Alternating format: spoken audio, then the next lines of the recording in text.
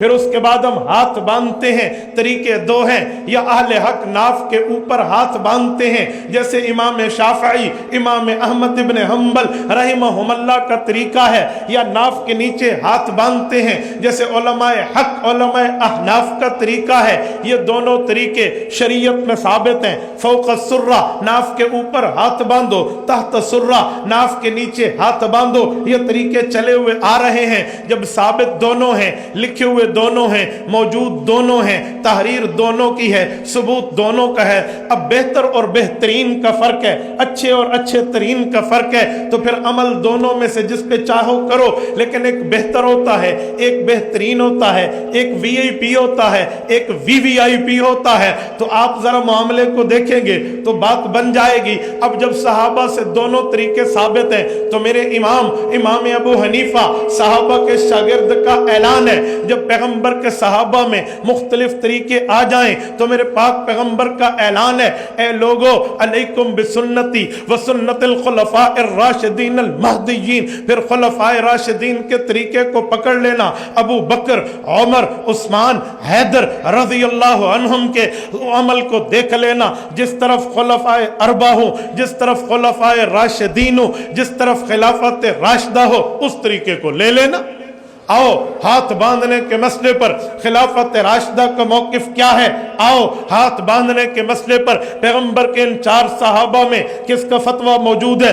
آپ اٹھائیے مسند زید ابن علی، تمام سند میں اہل بیت ہیں، پیغمبر کی اہل بیت کے علاوہ کوئی بندہ اس سند میں نہیں ہے، تمام کی تمام پیغمبر کی اہل بیت ہیں۔ اسی لیے کہہ رہا ہوں کیونکہ قرآن کریم سورت نمبر 33 سورت احزاب آیت نمبر 53 نے پیغمبر کی اہل بیت کے لیے اعلان کیا ہے، انما یرید اللہ لیذھب عنکم الرجس اہل البیت ویطہرکم تطہیرا واذکرن ما یتلی فی بیوتکن من آیات اللہ والحکمہ ان اللہ کان لطیفا خبیرا۔ میرے پاک پیغمبر پہ اللہ نے آیت اتاری، اے پیغمبر میں نے آپ کی اہل بیت کو پاک کر دیا ہے، اے پیغمبر کی اہل بیت جو تمہارے گھروں میں قرآن اور سنت کی باتیں ہوتی ہیں انہیں دہراؤ، تم کے اگلوں تک پہنچانا ہے۔ اللہ ہر چیز کو دیکھنے والا اور باریک بین ہے۔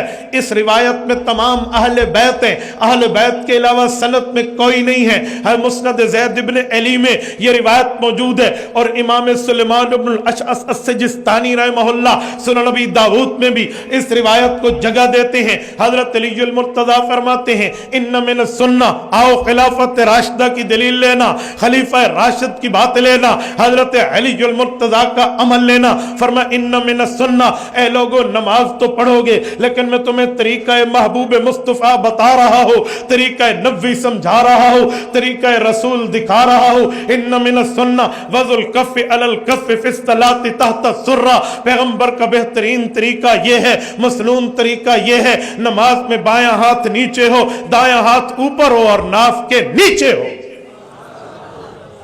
خلافت راشدہ اس پر بطور دلیل ہے، خلافت راشدہ اس پر بطور دلیل فتویٰ موجود ہے۔ تو صحابہ کرام سے دونوں طریقے ثابت، تم ناف کے اوپر رکھو پھر بھی حق کا طریقہ، ناف کے نیچے رکھو پھر بھی حق کا طریقہ، بہتر اور بہترین کا فرق ہے۔